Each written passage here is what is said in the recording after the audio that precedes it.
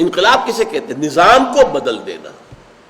ویسے تو انقلاب کے معنی تبدیلی، ذہنی انقلاب، فکری انقلاب، اخلاقی انقلاب، یہ القاب چلتے ہیں. کلچرل ریولوشن چائنا میں ہوا تھا وغیرہ وغیرہ.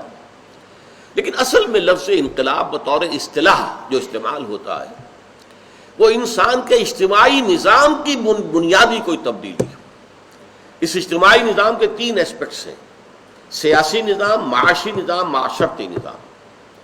ان میں سے کم کسی ایک میں جب تک کوئی بنیادی تبدیلی نہ ہو اسے انقلاب نہیں کہہ سکتے. اب ایک انقلاب تاریخ میں ہوا تھا بہت عظیم.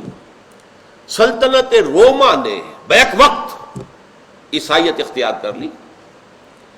جو ایمپرر کانسٹنٹائن تھا، قسطنطین جس کے نام پر یہ قسطنطنیہ ہے، کانسٹینٹینوپل، یہ شہر اس کا آباد کیا ہوا قسطنطنیہ. اس قسطنطین نے عیسائیت قبول کر لی اور پوری رومن امپائر عیسائی ہو گئی.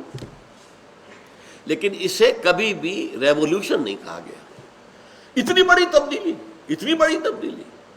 ہیریکلیس جو حضور کے وقت تھا ایمپرر روم کا، ہرقل جسے کہتے ہیں، ہیریکلیس جو انگریزی میں کہلاتا ہے، اس نے بھی چاہا یہ تھا کہ وہ اسلام لے آئے لیکن ساری مملکت مسلمان ہو جائے تاکہ میرا نظام برقرار رہے، میں اپنی بادشاہی کے ساتھ موجود رہوں. یہ بات نہیں ہو پائی تو وہ رک گیا، اور وہ بادشاہت جو ہے اس کے پاؤں میں وہ بیڑی بن کر پڑی رہ گئی اور وہ اسلام نہیں لا سکا، ورنہ وہ آمادہ تھا، چاہتا تھا. لیکن اس کو کبھی انقلاب نہیں کہا گیا.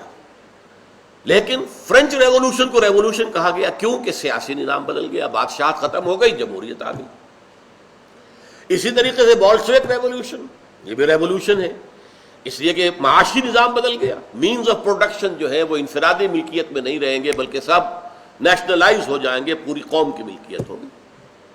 یہ انقلابات ہیں. اسی معنی میں کسی درجے میں ایران کے انقلاب کو بھی صحیح کہا گیا ہے کہ بادشاہت ختم ہو گئی، علماء کی حکومت قائم ہو گئی. نظام تو بدلا نا، سیاسی نظام میں بڑی بنیادی تبدیلی آ گئی. کہاں بادشاہت، کہاں علماء کی حکومت کے تحت جو ہے وہ ایک جمہوریت ہے وہاں، لیکن وہ جمہوریت علماء کے نیچے نیچے ہے.